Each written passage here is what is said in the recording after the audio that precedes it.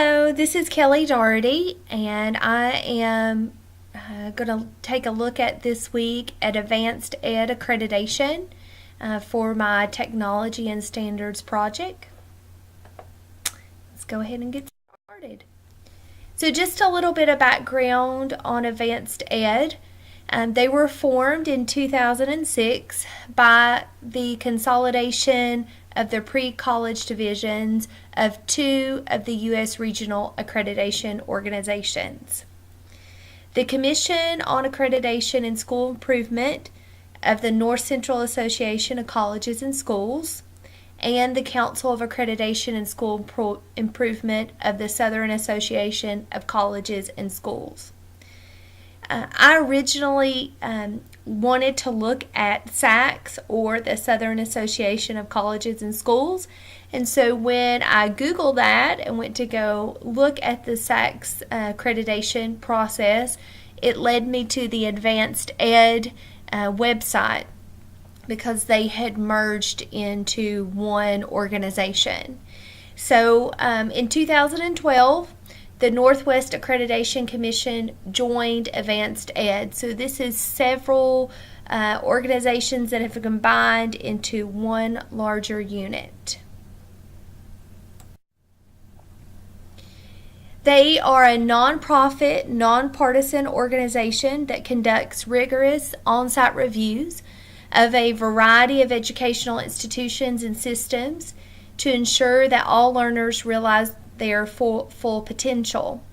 One thing that I found pretty amazing is that they partner with 36,000 educational institutions across the United States and are in 70 other nations. I thought that was pretty impressive because I have had previous experience with the SACS review process and accreditation, and I guess now that it's merged, they're really Advanced Ed is now a global organization. So let's take a look at the accreditation process. So the group, Advanced Ed, examines the whole institution. When a district or school or institution or some type of program wants to become accredited, they contact them.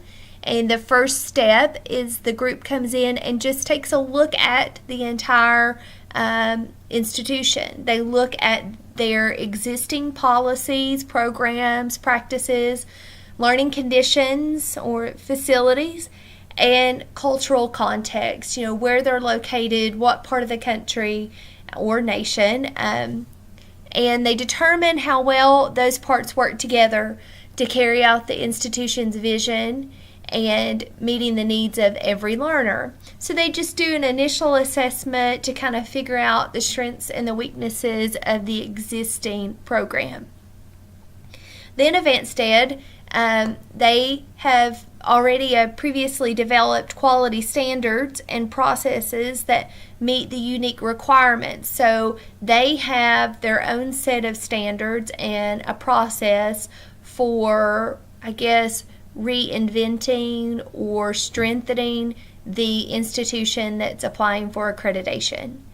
So here are some of the groups that they work with. They work in public and private schools and systems, educational corporations, early learning, post-secondary, and of course digital learning institutions.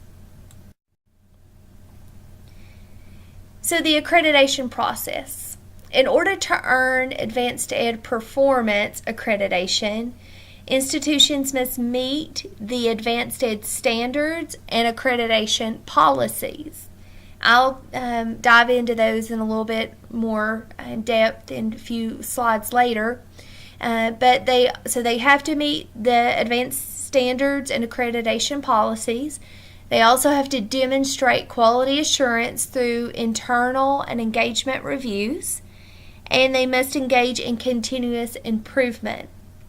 So this accreditation process is not a one-time thing. They have to be continuously every 5 years looking at their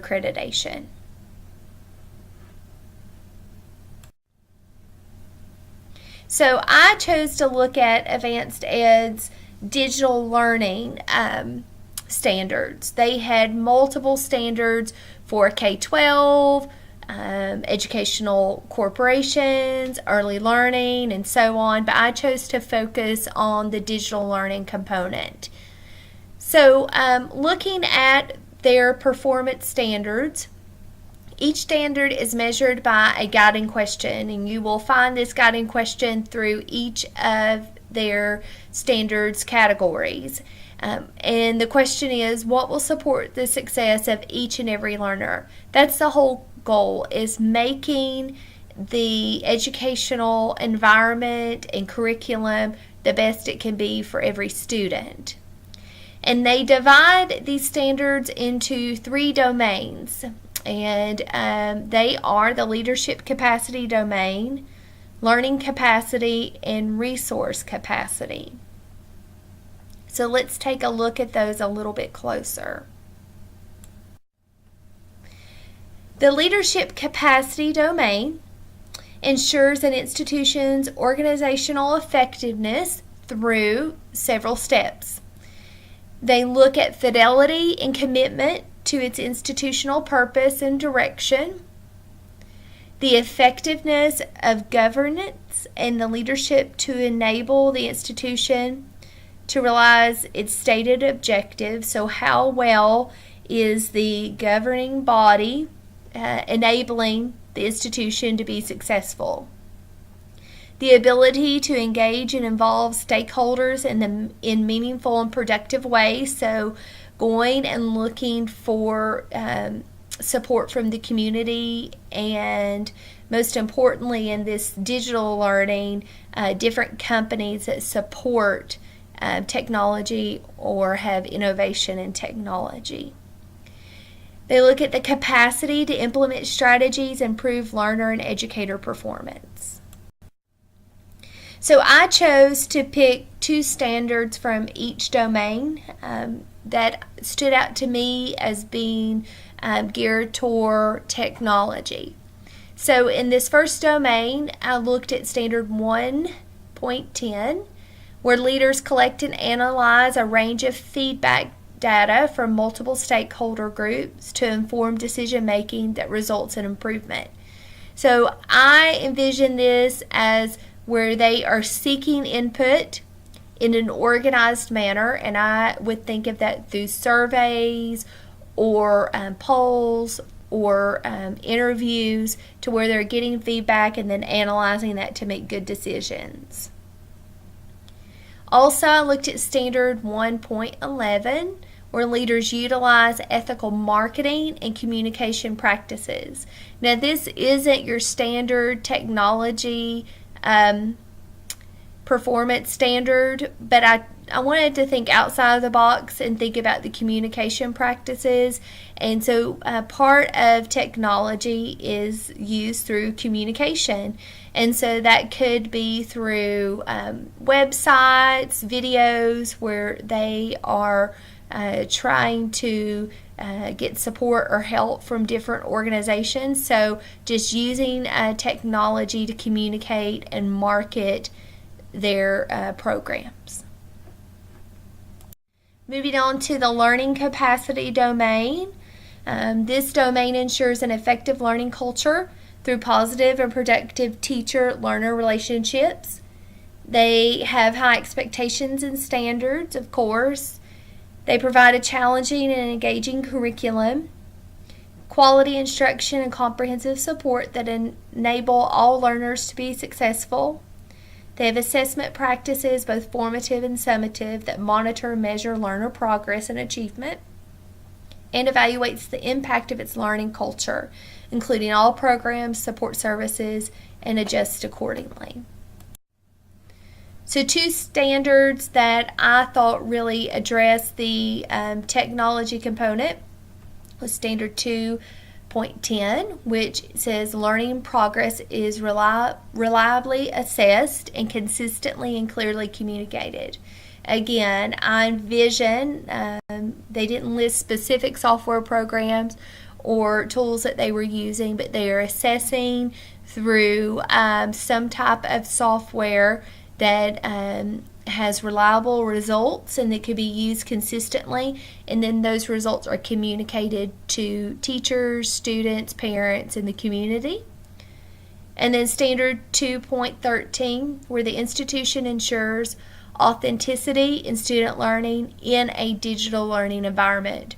And this is where they are just making sure that this digital learning environment stays true to its form, where students are actively engaged in utilizing technology, learning new technology, and using that as a cooperative learning tool. The last domain is the resource capacity domain. This ensures the use and distribution of resources that support the stated mission of the institution. I felt like this domain centered around more of the technology component. So it provides resources that are distributed and utilized equitably so that the needs of all learners are adequately and effectively addressed. That means everyone has the same materials and that you have enough of the materials, computer, the programs, and so on. Providing professional learning opportunities for all staff for technology resources. That's key. If you have all of this computer technology and equipment, things related to STEM, but you don't know how to use it, it's not really good to you. So that's key, professional development. Also examining the allocation and use of the resources to ensure appropriate levels of funding, sustainability, organizational effectiveness, and increased student learning. So you want to be making sure that you're using the most current technology and that you have the funding to sustain that. So 2 standards that I looked at was standard 3.5, which is the institution integrates digital resources into teaching, learning, and operations to improve professional practice, student performance, and organizational effectiveness. This is where every day the digital resources are used and meshed in with the curriculum and teaching. Standard 3.10, the institution's technology infrastructure supports teaching, learning, and operational effectiveness. I think this is key, that you have to be constantly reviewing and making sure that your platform, whether it's a single sign-on or whatever that your school system or district chooses to use, can actually sustain and support students and teachers. So another layer of their performance standards that institutions can choose to do is the STEM performance certification. This is an add-on. It's a whole other accreditation process, but I wanted to mention it just because of the science and technology, engineering, and mathematical component of that. But they look at as, like, for example, in standard STEM 1.4, where students use technology resources where they conduct research, demonstrate creative and critical thinking, and communicate and work collaboratively. So this is where it takes it to a whole nother level if you want to be labeled a STEM accredited school. So my conclusions on this process. So Advanced Ed's goal is to help these institutions continuously improve. So I wanted to look at the advantages and the disadvantages. So the advantages that I saw was that you have continuous reflection on resources, staffing, curriculum, and the effectiveness of district programs, because you're reviewing that every 5 years, and every year there's an internal audit, and you are constantly uploading your data collection. Also, you identify as an advanced ed organization, so that does have some clout that goes with that. You get support services from Advanced Ed. They do a lot of professional development. And you get to stay in the know of the new and relevant trends in education because Advanced Ed is making sure that they are staying current with new trends. The disadvantages: it's a lengthy and difficult process to achieve and maintain accreditation and certification. Some institutions only choose to become certified due to the rigorous process. It's very time consuming and requires a district-wide commitment to continue the accreditation. And you need a committee or staff dedicated to collecting the data and submitting the proper paperwork that's necessary. So it really is a commitment on the institution's part to be constantly reviewing your operating structures. So that's a look at the Advanced Ed accreditation process, and here's my link and my references. I welcome any comments or thoughts or questions that you may have, and I look forward to talking to you guys again. Thanks.